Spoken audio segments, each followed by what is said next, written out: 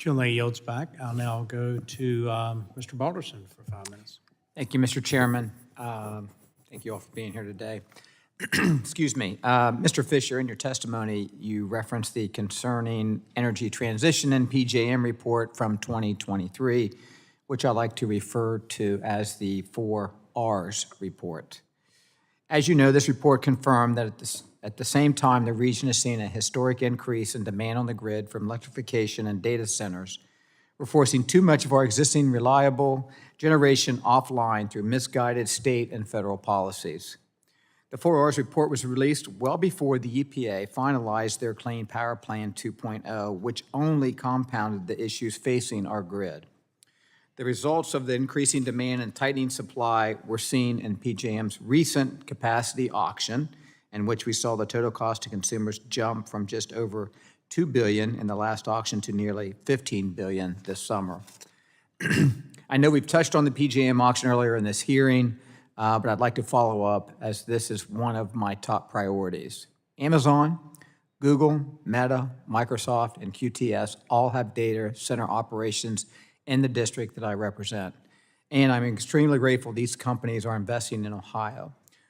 But we do need to pay attention to the increasing demand on the grid, and we need to analyze the negative impact EPA's power sector rules will have on our constituents. Mr. Fisher, as we begin to see the impacts of the Clean Power Plan 2.0 on generation and retirements, will retail electricity prices continue to increase? Yeah, I think that's almost a given, and especially with the increased demand as we're seeing from new industrial load like the data centers that you're talking about, increasing demand while we're decreasing supply, it's a formula for skyrocketing prices. Thank you. You've mentioned your concerns with the long-term impact of the Inflation Reduction Act, distorting prices in the market, and what that means for consumers. Right now, we're seeing a significant increase in renewable projects entering interconnection queues. At the end of last year, PJM's queued capacity by fuel type included 43,000 megawatts of wind energy, 148,000 megawatts of solar, and less than 6,000 megawatts of natural gas. But at the same time, approximately 38,000 megawatts of mostly renewable resources have already cleared PJM's interconnection queue, but not being built. Mr. Fisher, are you concerned by the lack of natural gas and nuclear projects entering the connection queues? And what does this mean for energy costs for our constituents in the future?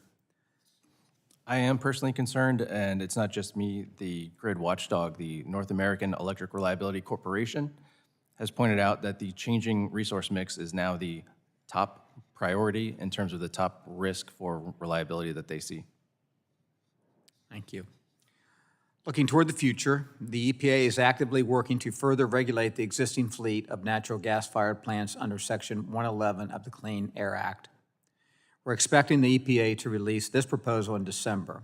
Mr. Fisher, if the EPA follows the same logic they used in the Clean Power Plan 2.0 for this upcoming rule covering existing gas combustion turbines, what will the impact be on the cost for our constituents?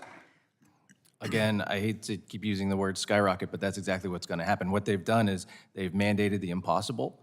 They think it's possible to capture 90% of carbon emissions from power plants, from all of them, and that's just not possible. So what we're going to see is instead, if you're a power plant operator and you have the choice between doing the impossible and just shutting down, they're just going to shut down. Agree. Thank you. I'm going to shift over to Ms. Pryor. Thank you for being here today and discussing the impacts of the inflation and higher energy prices under this administration.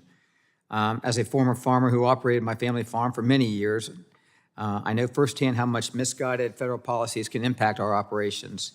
Can you discuss how electrical vehicle mandates at the federal level, especially medium and heavy-duty EV mandates, may impact your operations and the entire supply chain that you rely on to ultimately get your products on shelves? EV is just not practical for agriculture as a whole. It was mentioned earlier about the weight. How heavy the truck is limits what you can haul, and so when every bushel you can put on is going to then reduce the amount of diesel you're using, you're going to have a trade-out either, one way or the other. Being able to stop for a charge when you are hauling things that are sensitive to heat or cold or livestock that can't just sit and wait while you charge would be huge factors. I feel like it would make prices be even higher because it's going to cost more to take safeguards to protect those things while you're hauling them if they're having to sit and wait. Agree. Thank you very much. Mr. Chairman, I yield back.